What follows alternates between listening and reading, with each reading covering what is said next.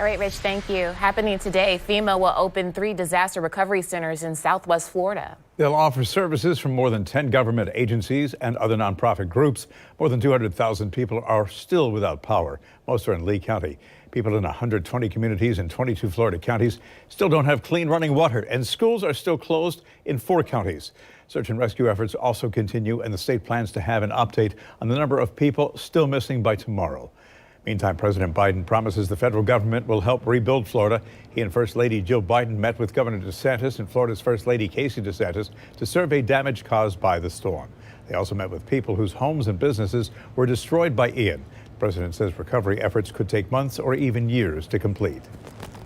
When you walk around here, what's left of Fisherman's Wharf, and you don't have to have much of an imagination to understand that everything is historic, titanic and unimaginable storm just ripped it to pieces. You got to start from scratch, got to move again. And it's going to take a lot of time, not weeks or months.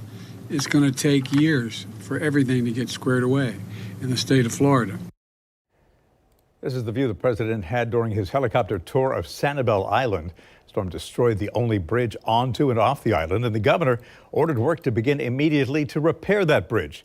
He hopes first responders will have an easier way to access the island by the end of the month, and called the post-storm response a team effort with the federal government.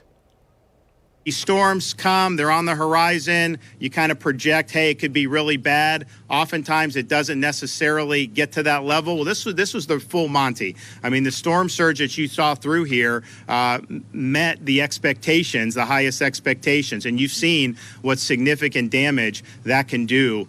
So I'm just thankful that everyone's banded together. We've got a lot of work to do here. But I'll tell you, the spirit of the people of this state and Southwest Florida has been phenomenal.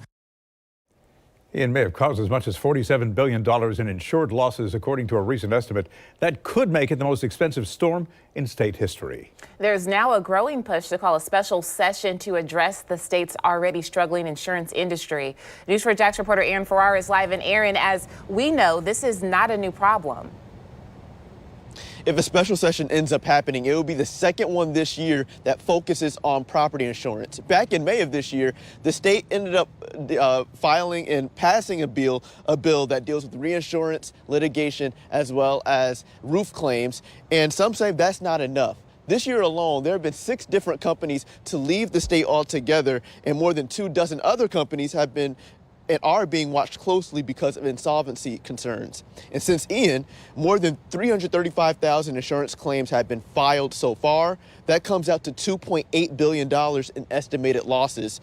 And the final total could be as high as $47 billion. The majority of the claims deal with residential property, and others involved car damage claims, and the destruction caused by Ian has made the situation even more urgent. Senator Jeff Brandis, who represents St. Petersburg, says the state cannot wait until the next regular session begins in March to address this issue. He fears that more companies will fail or decide to leave the state altogether, which could in turn end up with customers paying higher prices. And if he ends up getting enough support, Brandis is hoping that the special session will start at some point next month after the midterm election. Reporting live, I'm Aaron Farrar, Channel 4, the local station.